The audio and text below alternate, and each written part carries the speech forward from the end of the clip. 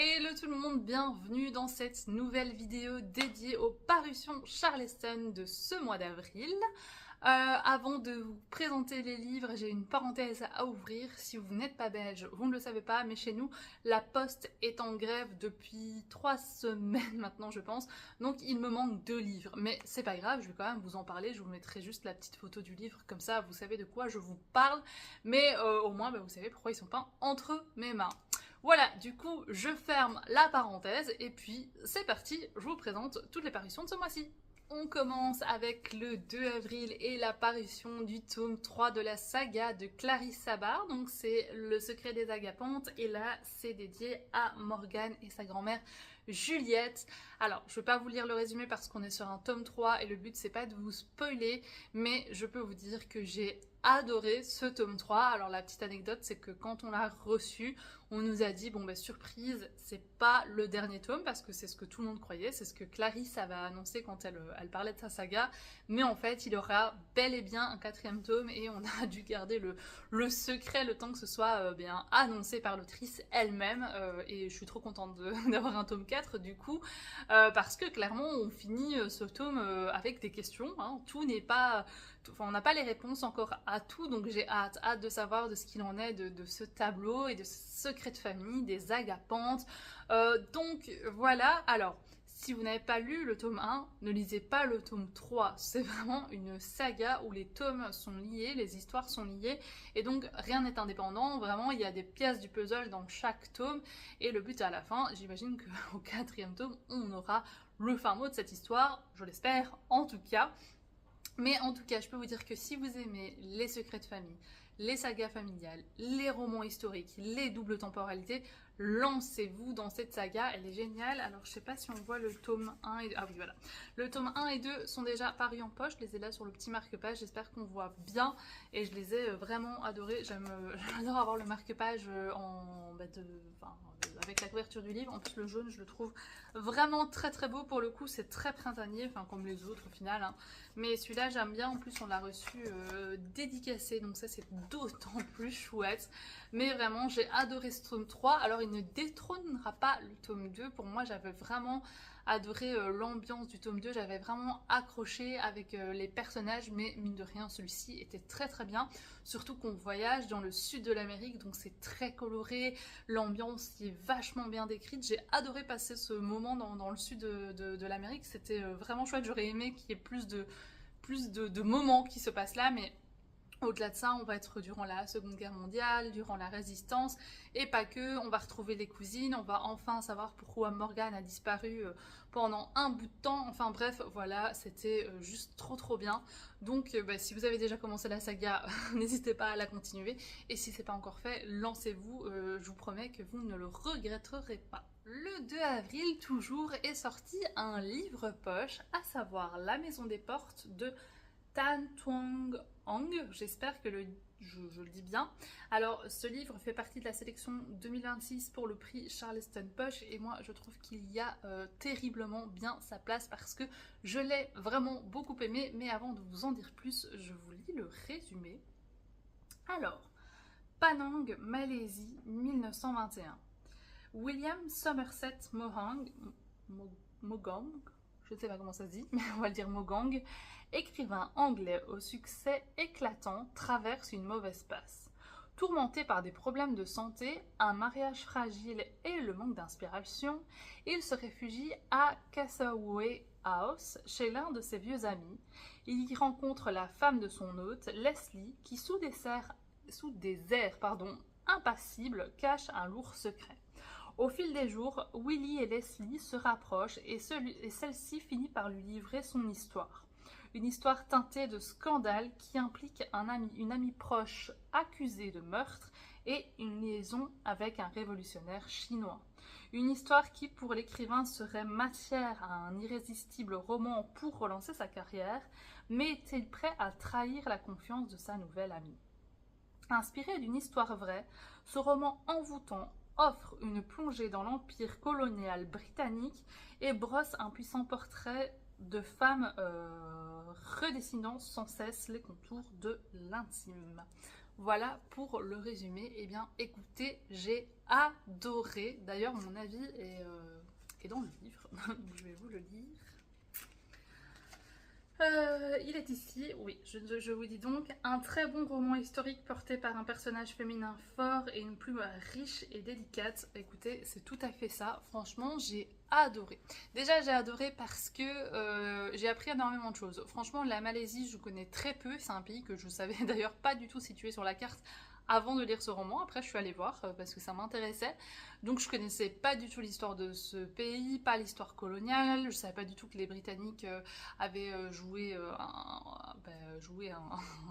comment on dit, avait fait partie de l'histoire de la Malaisie, on va plutôt dire ça comme ça.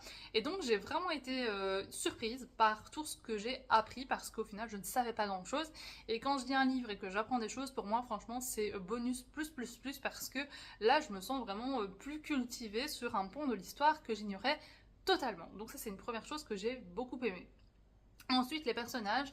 Moi, le personnage de Leslie, j'ai complètement accroché parce que vraiment, quand on la rencontre, on se dit, bah tiens, elle est un petit peu hautaine comme ça, elle est très nonchalante. Enfin, au début, elle est un peu nonchalante comme ça. Et sa relation donc, avec William, cet écrivain qui est très anglais, il a le flegme anglais comme ça, il est un peu drôle. Bah, malgré lui, je veux dire, et donc les deux, voilà, leur cohabitation, elle est assez étrange, mais bah, elle fonctionne, puisque voilà, il est accueilli chez Leslie, et donc, voilà, la relation au début est étrange, et au final, plus on va apprendre à les connaître, plus l'un va se confier à l'autre, parce que c'est ce qui va arriver, plus moi, je me suis vraiment attachée à eux, surtout à Leslie, mais justement, elle va raconter son passé à William, elle va raconter comment elle a pris part à la Révolution et elle va aussi raconter une grande histoire d'amour qu'elle a vécue et qu'elle a tue surtout. Et donc moi ça m'a vraiment, ça m'a plu. Du début à la fin, je me suis vraiment accrochée à ce personnage, à son histoire. Et en plus le fait que ce soit basé sur une histoire vraie, ça m'a d'autant plus, c'est quelque chose que j'aime énormément quand je lis, de me dire que ah waouh, les faits évoqués ont à un moment donné existé, donc c'était vraiment prenant. Et enfin, ce qui a fait que j'ai adoré ce roman, c'est la plume. Je ne connaissais pas du tout Tan Thuan Heng, donc j'avais aucun a priori, enfin, voilà, je n'avais pas d'idée de ce que j'allais lire, pardon. Mais vraiment, j'ai adoré. Je trouve cette plume très riche en vocabulaire, en grammaire, de la manière dont sont tournées les phrases. Déjà, ça, c'est incroyable. On sent que l'écrivain s'est énormément documenté pour écrire ce roman. En tout cas, moi, c'est l'impression que ça m'a fait. J'ai vraiment été plongée en Malaisie. J'ai l'impression de vivre au cœur de cette maison, de voir les paysages, de voir les gens qu'il décrivait, la nourriture qu'il décrivait. Donc vraiment, c'était une plume qui m'a énormément plu et pour le coup, j'ai vraiment pas été déçue du voyage. Mais c'est pas un coup de cœur, ça aurait pu, hein, parce qu'avec tout ce que je vous dis, franchement, on n'est pas loin du coup de cœur, mais au final, c'en est pas un. Et pour une seule chose, il y a énormément de vocabulaire de la culture de la Malaisie qui est utilisé, que ce soit pour décrire les paysages, les personnes, les vêtements, la nourriture, enfin bref, un tas de vocabulaire, et c'est génial. Sauf que moi, quand je les lisais sur les liseuses, je pouvais cliquer sur le mot et j'avais la définition du mot. Vous, ben là, vous n'avez pas de définition. Il n'y a pas de lexique, il n'y a pas de note de bas de page. Et du coup, je trouve ça hyper dommage parce que je me dis, bah, le lecteur, il peut très vite lâcher l'affaire en passant au-dessus de ses mots, en n'ayant pas la définition, alors que je trouve que ça apporte vraiment beaucoup. Et donc, à chaque fois de devoir cliquer pour avoir la définition, ben, à la fin, tu dis, c'est dommage. Il y a beaucoup trop de mots de lexique qui sont pas explicités, alors que s'il y a un lexique dans le livre, bah, tu dis, bah, c'est ok, je vais regarder, hop, définition, c'est bon, c'est fait. Or là, c'est pas le cas et je trouve ça un peu dommage.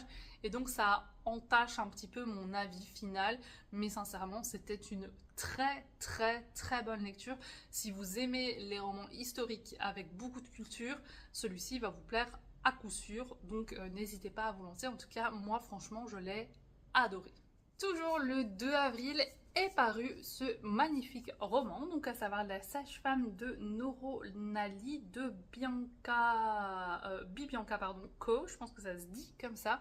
Déjà la couverture, regardez-moi ça, ça sent trop bon l'Italie. Du coup je vous en lis le résumé et puis on en reparle. Alors ici on est en Sardaigne en 1917. Pour échapper à un mariage arrangé, Malena trouve refuge avec l'amour de sa vie à Norolani. Dans ce village où le Mistral porte le souffle de la mer, elle devient vite un pilier. En tant que Levadora, elle aide les femmes à accoucher grâce à un savoir ancestral transmis par sa mère et sa grand-mère. Elle ne demande rien en retour, si ce n'est quelques tranches de fromage ou de pain, mais tout change lorsque son mari revient du front, blessé dans son corps et dans son âme. Pour payer ses soins, Malena presse le maire de la rémunérer pour son travail. Hélas, cette compensation lui est refusée et, en conformité avec un nouveau décret royal, une sage-femme diplômée est engagée. Alors que Malena craint d'être remplacée, les fantômes du passé ne tardent pas à la rattraper. À travers le destin inoubliable d'une jeune femme sarde au début du XXe siècle, Bibiana Coe nous offre une histoire extraordinaire de courage et de solidarité féminine. Voilà pour le résumé. Et bien écoutez, c'est un livre que j'ai adoré. Je crois même que je peux vous dire que j'ai encore une fois frôlé le coup de cœur, mais ça n'a pas été un coup de cœur, je vais vous dire pourquoi. Mais tout d'abord, je vais vous dire pourquoi je l'ai aimé. Je l'ai aimé surtout pour le personnage de Malena. Cette femme, elle est vraiment courageuse du début à la fin de ce livre.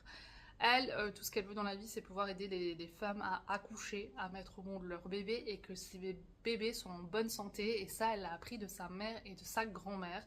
Elle a toujours fait ça et effectivement, comme dit dans le résumé, elle ne demande rien en retour. Elle demande du pain, du fromage pour pouvoir nourrir ses deux enfants. C'est tout ce dont elle a besoin parce qu'elle a un mari qui travaille. Et on est en 1917, donc c'est ok. Puis, eh bien, son mari part au front, et là, elle se retrouve toute seule, et elle a plus de quoi subvenir à ses besoins, surtout que quand il va revenir, il revient blessé, gravement blessé, il ne sait plus travailler. Et donc là, elle va vraiment avoir besoin d'argent, et donc elle va demander au maire du village, de dire, bah maintenant, voilà, j'accouche les femmes depuis X années, j'aimerais qu'on me rémunère, parce que c'est un besoin vital pour ma famille. Sauf que, eh bien, ça va lui être refusé. En plus de ça, une nouvelle sage-femme va débarquer dans le village parce que maintenant la loi a dit qu'il fallait un diplôme et Malena, elle en a pas. Et donc Malena, c'est cette femme courageuse qui ne va pas lâcher. Et en plus de ça, non seulement elle va pas lâcher, mais en plus elle va essayer de se conformer à cette loi parce qu'elle veut pas qu'on la prenne la main dans le sac, elle veut pas aller en dehors de ce qui lui est imposé, mais néanmoins elle va se battre pour montrer qu'elle a elle aussi le droit d'accoucher les femmes parce qu'elle en a vraiment le don, c'est plus qu'un travail, c'est un don, elle a toujours fait ça, et donc elle va se battre pour faire changer cette loi, et ça a un roman profondément féminisme aussi dans la sororité parce que les femmes du village vont se battre avec elle, et elles vont pas la laisser tomber, et je trouve ça vraiment incroyable. J'ai vraiment adoré Malena parce que quand son mari en plus revient du front, c'est tellement dur pour elle. Elle l'aime de tout son cœur, mais lui, il est blessé dans son physique, dans son âme, et vraiment, elle va rien lâcher non plus de ce côté-là. Elle va vraiment essayer de garder sa famille à flot, et donc c'était beau à lire, des fois tellement dur à lire. Il y a une scène, mais qui m'a déchiré le cœur à un moment donné du livre. Je voudrais pas où parce que je veux pas vous spoiler, mais vraiment c'était déchirant. Donc pour ça, c'est vraiment tout ce que j'ai aimé. En plus, je trouve que les paysages de la Sardaigne sont bien décrits. On est dans un petit village où vraiment les gens s'entraident, ça sent bon l'Italie. Enfin bref, ça j'ai adoré. Mais il y a un moment donné, vers la fin du... Enfin, pas la fin, mais je sais pas, j'irai aux 2 tiers du livre. Il y a le passé de Malena qui va ressurgir, effectivement. Et il y a une ficelle qui va être tirée, mais tellement facilement par l'autrice qu'on voit ça venir à mille lieues. Et je me suis dit, mais en fait, c'était pas nécessaire. Si cette histoire secondaire n'avait pas été là et que le livre continuait et qu'il se terminait comme il se termine, c'était très bien, ça m'allait.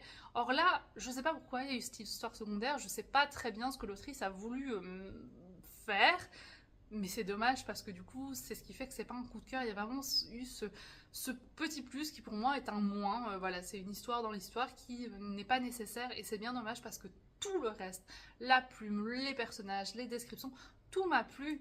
Juste voilà, ce petit événement qui fait que voilà, je dirais que c'est un 4,5 sur 5 ce livre, et c'est très bien un 4,5 sur 5, mais voilà, c'est dommage parce que vraiment ça arrive, mais plus loin dans l'histoire je me dis ah non, mince, pourquoi ça? Et pourquoi c'est développé comme ça? Et pourquoi ça se clôture comme ça?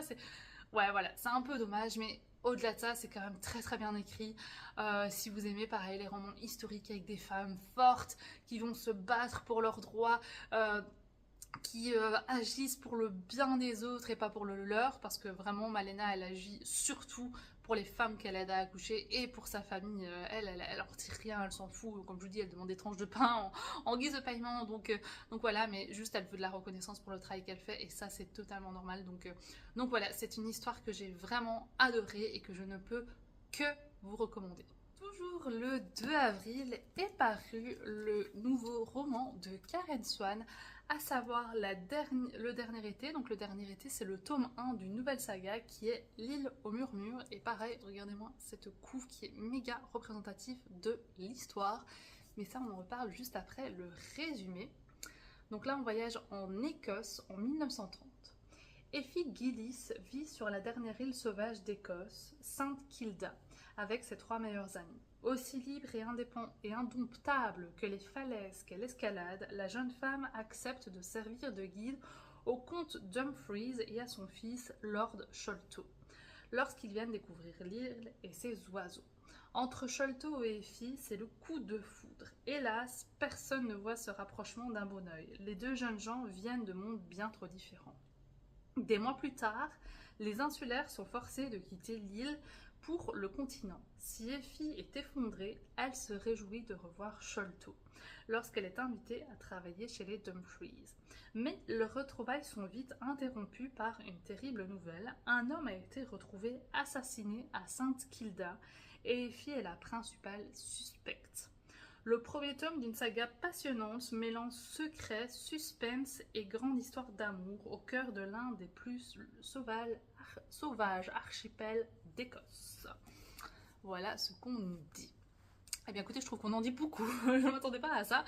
Voilà, mais oui, effectivement, après, c'est beaucoup quand même, je trouve, ce résumé. Mais bref, écoutez, c'est un livre que j'ai vraiment bien aimé. Par quoi commencer? Je dirais que la première partie était un peu longuette parce qu'il a fallu que l'histoire se mette en place. On va être débarqué sur cette île, Sainte Kilda, en plein milieu de l'Écosse, une île d'Écosse, où vraiment on a remonté le temps. Les habitants, ils ont rien, ils n'ont pas d'électricité, ils labourent comme à l'ancien temps, je vais dire, ils se nourrissent avec ce qu'ils peuvent, ils chassent des oiseaux, mais ils sont très heureux comme ça. Enfin, vraiment, c'est une vie qui leur convient, c'est juste que c'est vraiment une vie à la dure, à l'ancienne, où il n'y a rien de nouveau. Vraiment, ils connaissent rien de nouveau. Et donc on va rencontrer ce personnage d'Effie qui elle voudrait vraiment prendre son indépendance parce qu'elle grandit vraiment avec son papa qui a vraiment un esprit très patriarcal où les femmes doivent rester à la maison, elle doit cuisiner pour lui, enfin bref, mais elle veut pas faire ça, elle veut aller avec les hommes pour chasser les oiseaux, elle veut prendre la mer, enfin bref, elle vraiment son rêve c'est de pouvoir s'aventurer dans ces falaises et pouvoir faire comme les hommes, sauf que on lui interdit. Et un jour va débarquer justement ce Lord Sholto et oui effectivement ça va être le coup de foudre parce qu'elle va lui faire visiter son île, elle va lui montrer à quel point son île, elle l'aime de tout son cœur. Et donc voilà, il y a vraiment cette rencontre. Et puis effectivement, quelques temps plus tard, tous les habitants vont être contraints par arrêté royal, je ne sais pas très bien pourquoi, de quitter l'île. Ils vont devoir vraiment faire leur bagage et ça va être l'exode total. En plus, ils vont pas pouvoir tout emporter parce qu'ils partent sur des bateaux, donc c'est pas possible de tout prendre et donc ils vont devoir tout quitter. Tout ce qu'ils ont toujours connu, c'est fini, on oublie. Ils vont donc débarquer en Écosse, sur le continent. Et là, ça va vraiment être le choc des cultures. Parce que comme je vous dis, eux ils connaissent pas tout ce qui est nouveau pour l'époque, pardon. On est en 1930, il y a plein de choses qui ont changé en Écosse, mais eux vraiment ils sont restés, je vais pas dire comme au Moyen-Âge, mais presque. Et donc quand ils arrivent sur ce continent, mais c'est le choc des cultures, les gens se moquent d'eux parce qu'ils ont des vêtements bizarres, parce qu'ils connaissent pas l'électricité, ni les moyens de locomotion, enfin bref, c'est vraiment une découverte pour eux, et donc ça va être compliqué, cet exode, ça va vraiment être compliqué de s'adapter. Et d'ailleurs, j'ai trouvé dommage que cette partie d'exode et d'adaptation ne soit pas assez mise en avant par l'autrice parce que moi j'ai adoré voir vraiment ce choc des cultures et essayer de comprendre comment ils allaient fonctionner, comment ils allaient s'adapter. Donc c'était très très intéressant, mais trop peu développé à mon goût. Et puis effectivement il y a cette partie où Effie elle va être engagée par le comte pour une raison que je ne vais pas évoquer parce que c'est assez loin dans le livre au final, le fait qu'elle se fasse engager. C'est pour ça que je trouve qu'on en dit beaucoup parce que là on est vraiment à plus de la moitié du livre. Ah, effectivement, il s'est passé il y a eu un meurtre sur l'île de Sainte-Kilda au moment du départ de tout le monde et Effie va être accusée. Et donc voilà, on va suivre, on va suivre plus ou moins tout ça, le pourquoi du comment, elle est accusée et qui est mort et pourquoi. Donc voilà un peu pour l'histoire et je trouve ça dommage qu'on vous en dise énormément. Désolée, je suis un peu perplexe, mais je m'attendais pas à ce qu'on en dise autant. Donc voilà, je vous disais donc que c'est un livre que j'ai beaucoup aimé. La partie 1, il a vraiment fallu que ça se mette en place, c'était donc un peu long, mais arrivé à l'Exode, vraiment moi ça m'a plu, c'est vraiment une partie que j'ai adorée. Après j'ai vraiment enchaîné les pages parce que j'ai adoré cette partie sur le continent, le moment où Effie débarque dans le château, et donc ça m'a vraiment plu. En plus Effie c'est un personnage que j'ai adoré parce que vraiment elle veut sortir des carcans dans lesquels on veut absolument la mettre, et ça c'est vraiment génial. C'est vraiment une fille libre et elle veut qu'on respecte sa liberté, et son île lui manque beaucoup parce que bah, le continent, l'Écosse, c'est pas du tout la même chose. Donc voilà, c'est quand même une très bonne lecture où il a fallu, bah voilà, peut-être parce que c'est un tome 1 que tout se mette en place. Néanmoins, j'ai hâte de lire le tome 2 parce qu'on finit le tome 1 sur un plot twist. On n'a pas toutes les réponses à nos questions. Donc il me tarde de lire la suite, de retrouver Effie, de savoir ce qu'il va en être. Mais voilà, peut-être que le bémol, c'est effectivement ses longueurs et ce résumé qui est bien trop long pour l'histoire, je trouve. On en dit beaucoup, mais voilà. C'est comme ça, c'est pas moi qui fais les résumés. Mais bref, si vous aimez les romans qui se passent en Écosse avec des héroïnes fortes qui vont se battre pour leur liberté avec une belle histoire d'amour, eh bien, je ne peux que vous recommander. Et alors, surtout, ce que je ne vous ai pas dit, c'est que c'est basé sur une histoire vraie. L'exode de Sainte-Kilda a réellement eu lieu. Il y a vraiment eu des habitants qui ont dû tout quitter, tout lâcher pour un jour devoir eh bien, aller en Écosse. Voilà, l'autrice l'expliquait à la fin du livre, et puis après on avait trouvé un article avec les lectrices Charleston qui l'expliquait encore mieux. Donc je trouve ça incroyable que cet exode ait réellement eu lieu et qu'il y ait vraiment des gens qui ont dû tout quitter en 1930, donc c'était il n'y a pas si longtemps que ça au final. Donc le fait que ce soit basé en plus sur une histoire vraie, ben, ça m'a encore plus plu quand je l'ai appris à la fin du livre. Donc voilà, somme toute une assez bonne lecture que je vous recommande. On continue avec un livre qui est paru le 10 avril. Alors à la base il devait paraître le 2 avril, mais il y a eu des petits couacs, donc il est sorti le 10 avril, mais c'est pas grave. C'est donc le tout nouveau roman de Julien Sandrel. C'est un récit pour le coup, et donc il s'agit de Mes frères, nos fantômes et moi, publié dans la nouvelle collection de chez Charleston, Paradis perdu. Du coup je vous lis le résumé et puis on en parle. Alors, Julien Sandrel n'a jamais mis les pieds à Naples, berceau de sa famille. Entre les images de cartes postales, soleil, dolce vita et pasta, et les récits de son grand-père, marqués par la pauvreté et le déracinement, l'Italie reste pour lui un puzzle incomplet.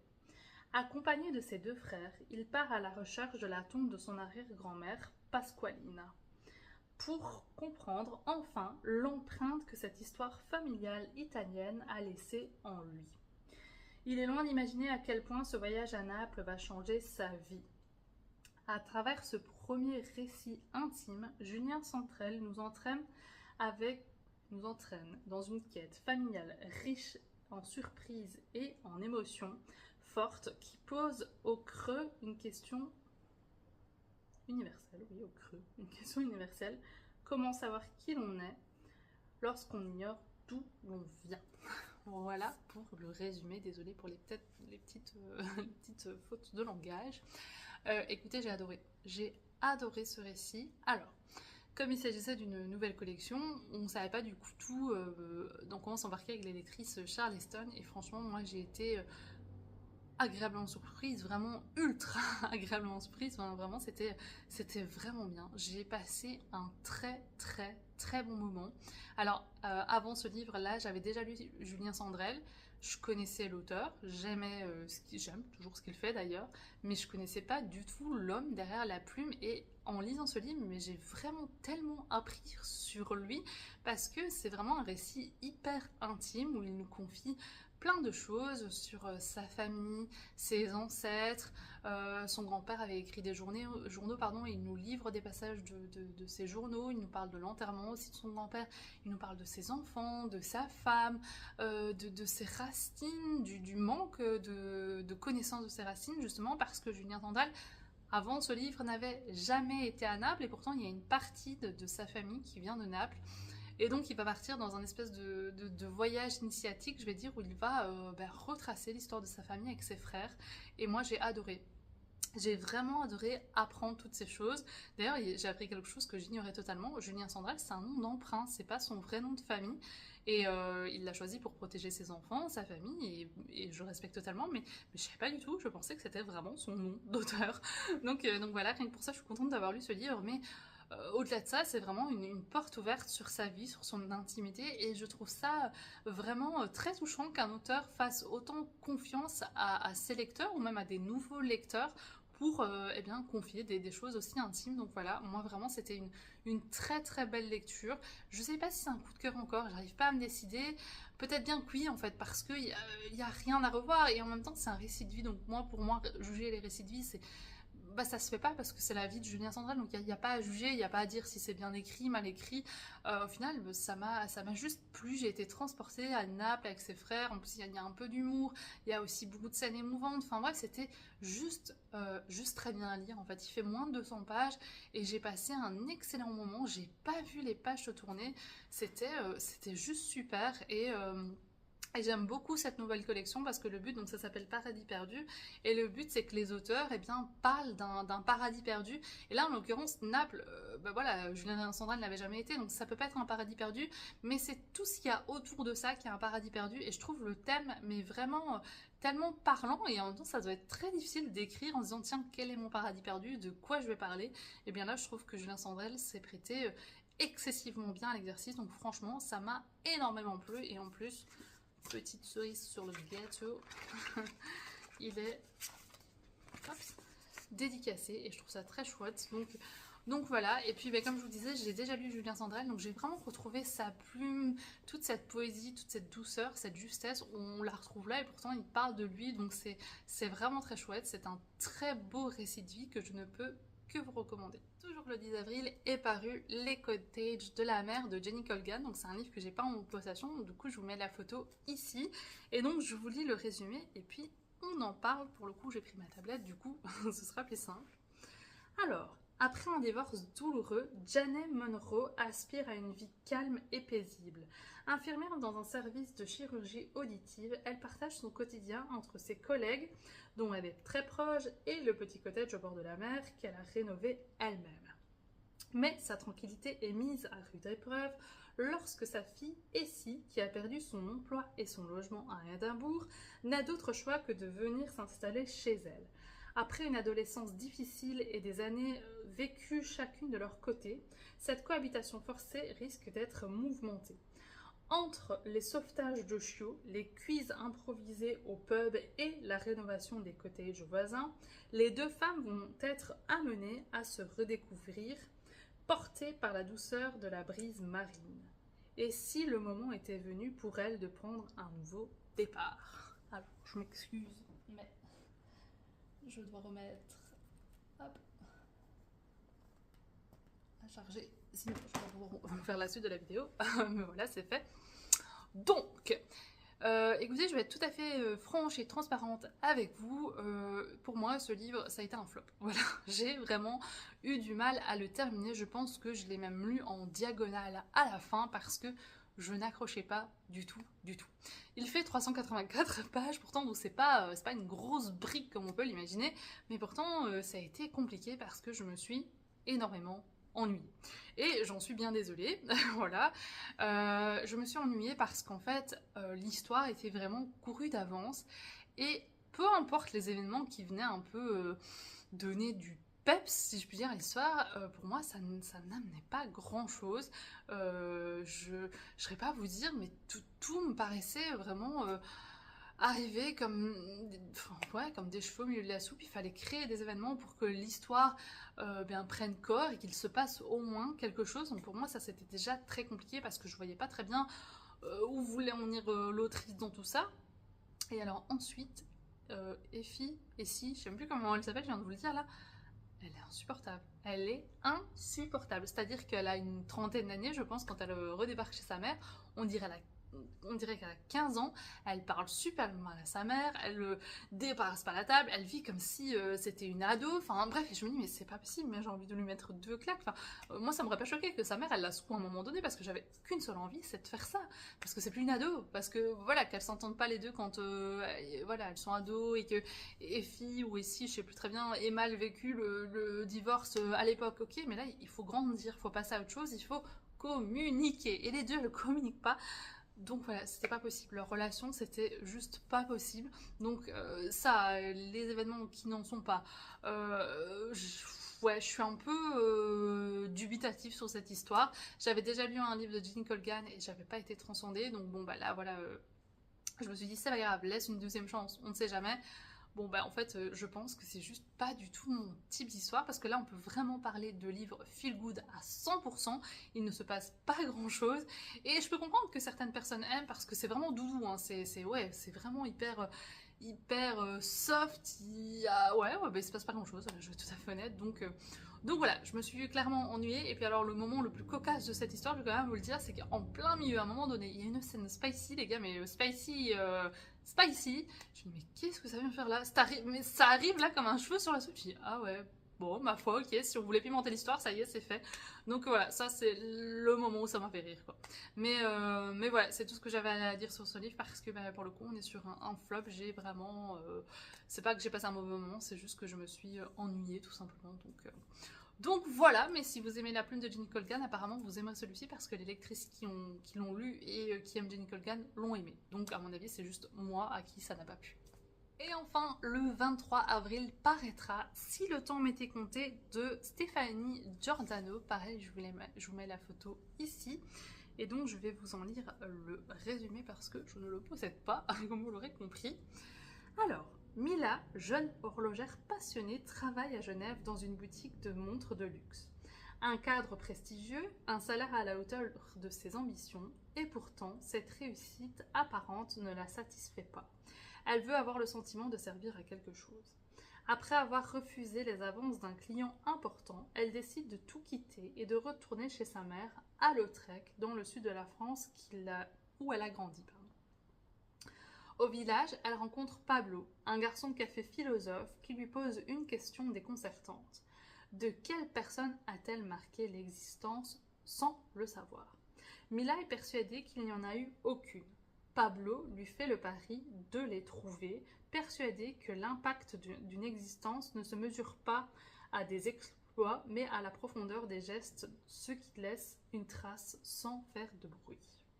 Dans ce nouveau roman plein d'émotions, Stéphanie Giordano explore la tension entre désir de dépassement de soi et fragilité intime et interroge ce que signifie pour chacun réussir sa vie. Voilà pour le résumé. Eh bien écoutez, je suis encore désolée de vous le dire, mais pour moi, ça ne l'a pas fait. Voilà, j'ai pas accroché avec ce roman. Il fait 288 pages et pour moi, c'était vraiment assez compliqué. On est aussi sur un flop. Pourtant ça commençait bien. Ça commençait bien parce que j'aimais l'idée qu'on soit sur une jeune femme qui est horlogère en Suisse. Je trouve que c'est un profil qu'on croise pas souvent dans les livres. Donc le milieu me plaisait bien et je me suis dit bah ok, ça peut être sympa d'évoluer comme ça. Sauf que au final ce milieu on va vite le quitter parce elle va retourner dans le sud de la France pour des bonnes raisons, hein, voilà. Et à l'arrivée dans le sud de la France, eh bien écoutez, vraiment, là pareil, c'était du tout cuit. À chaque fois qu'il se passait un événement, je le voyais venir. Voilà, il y avait vraiment très peu de suspense. Alors je sais pas si c'est un roman où on cherche du suspense, mais quand même, il faut qu'il y ait un minimum de rebondissement, quelque chose qui tienne le lecteur en haleine. Là, mais moi, pas du tout en fait. Tout était vraiment couru d'avance. Et en soi, quand dans les romans, les choses sont courues d'avance, mais où le contour de l'histoire est bien mené, bien ficelé, où la morale me paraît, me parle en tout cas, il n'y a pas de souci. Mais là, je sais pas, j'ai vraiment été perdue. En plus, on nous parle d'une espèce de quête, entre guillemets, où Pablo va essayer de montrer à Mila que effectivement elle a touché des gens d'une manière ou d'une autre, et donc il va chercher ces gens dans sa jeunesse et tout ça. Mais c'est vraiment en très très grande surface. Or, Ça, c'est un point de l'histoire qui m'avait plu. Ça arrive une ou deux fois, et là je me dis, ah oui, c'est chouette, j'aime bien. Et au final, mais il se passe pas. Enfin voilà, ça arrive très peu de fois, et c'est bien dommage. Et pour le reste, bah, c'est vraiment du tout cuit, et c'est dommage. En plus, il y a des petites choses que j'ai trouvées assez clichés. Donc, ouais, voilà. Des choses qui m'ont un peu moins plu, et donc ça l'a juste pas fait. Et alors, sans rien spoiler, à la fin, il se passe un événement. Un événement qui, moi, me fait grincer des dents à chaque fois qu'il arrive parce que on a la sensation, enfin, moi, j'ai la sensation en tout cas que pour que l'histoire se finisse bien, il faut que ça arrive. Sans ça, d'office, ça peut pas matcher et en gros, ça m'énerve. Alors, ça me paraît pas clair ce que je dis parce que vous l'avez pas lu, vous avez pas lu la fin, mais si vous le lisez, voilà, il y a une fin qui est donnée à Mila, et moi cette fin m'agace parce que je me dis ça ne peut pas être une fin en soi. Voilà, donc je ne peux pas vous expliquer plus, mais en tout cas la fin j'étais un peu déçue. Voilà, tout du reste c'est voilà, c'est pas un livre qui m'a plu plus que ça. Je ne connaissais pas la plume de Stéphanie Giordano, je n'avais pas lu son ancien livre, donc je ne peux pas faire de rapport entre l'un et l'autre. Je sais pas si c'est la plume, je sais pas si c'est l'histoire, je sais pas si c'est la manière dont c'est fait, mais en tout cas pour le coup moi ça n'a pas fonctionné et j'en suis bien désolée, mais je préfère être quand même très honnête avec vous. Je n'ai pas tout aimé, on ne peut pas tout aimer, et celui-ci fait partie de ceux que je n'ai pas aimés. Et bien voilà pour les parutions d'avril. Vous ne voyez rien du tout parce que je vous les montre mal, mais les voilà. J'espère que je vous ai donné envie d'en lire certains. N'hésitez pas à me dire en commentaire lequel vous tente le plus, si vous en avez déjà lu, parce que pour la plupart ils sont déjà tous parus, et quel est celui qui vous tente le plus. Ouais, j'ai très envie de savoir et d'avoir votre retour. N'hésitez pas non plus à liker et à partager cette vidéo si le cœur vous en dit. J'espère qu'elle vous aura plu. En tout cas, merci de m'avoir regardé. Et puis, eh bien, moi, je vous retrouve en mai, à coup sûr, pour les sorties de mai. D'ici là, je vous souhaite de bonnes lectures, de vous porter bien, et je vous dis à plus tard. Bye tout le monde!